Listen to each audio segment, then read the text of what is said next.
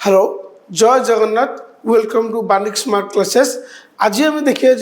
J central bank of India जोटा कि 1911 मसीह स्थापित होता तार के गोटे पोस्ट नहीं आसी जार नोटिफिकेशन ऑलरेडी 30 तारीख रु आरंभ हो सारा। मु रिमाइंड करने आसी जो पिलामानकर बयस 33 रु 45 वर्ष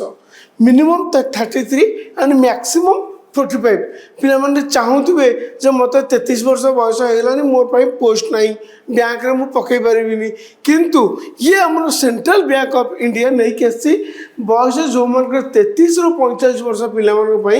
आराम से पोस्ट बाहर कर किंतु मुझे आउ गोटे कथा रिमाइंड करदेवाई चाहूँगी ये 30 तारीख रु नोटिफिकेशन ऑलरेडी फॉर्म पढ़ी सारा बर्तमान मु रिमाइंड करने जो मैंने भी फॉर्म पकईन 17 तारीख पर्यंत आमर लास्ट डेट अच्छी आराम से आप पकई पारे जो मान बयस 33 रु 45 हो एग्जाम पखापाखि जून मसर हम तो आम पाखे काफी सारा टाइम भी अच्छी ओके आउ सब इंटरेस्टिंग कथा आर पोस्ट बाहरी बर्तमान पर्यंत टोटाल 15 पोस्ट अच्छी विभिन्न ग्राउंड अच्छी risk management and sustainability management digital risk analysis एमती बहुत सारा पोस्ट नहीं कि आसी 15 गुड़ी पोस्ट आसी से पोस्ट वैकेंसी एग्जाम डेट बहुत पाखे अच्छी जून मसरे। अच्छा आर सब इंटरेस्टिंग कथा हूँ जो पिला माने बा जो पिला माने बीएससी स्टैटिस्टिक्स और इकोनॉमिक्स और bachelor degree any analytic field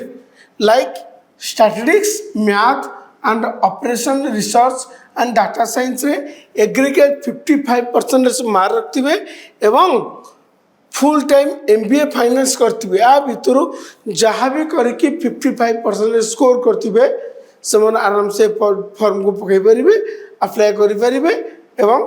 exam मध्य दे पारिबे। अच्छा आउ गोटे इम्पोर्टाट है एक्सपीरियंस मांगे minimum 10 year experience in banking officer क्रेड जो माने भी बैंकिंग ऑफिसर क्रेड रे 10 वर्ष काम करिसेंती सी मध्य आकु पकई पारे एक्सपीरियंस जो मनकर अच्छी ओके ठीक अच्छे। जय जगन्नाथ मु आशा करुच्ची समस्ते ए वीडियोटी काम आसो।